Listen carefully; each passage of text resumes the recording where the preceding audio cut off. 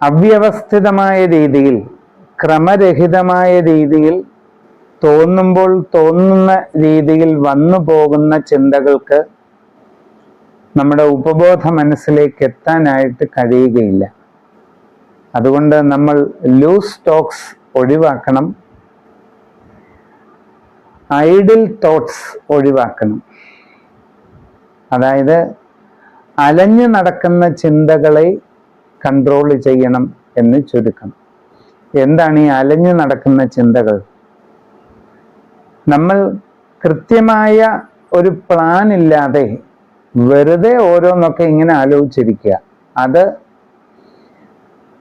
തിരക്കേറിയ ജോലി ഇല്ലാത്ത സമയങ്ങളിൽ പലരും ചെയ്യുന്നതാണ്.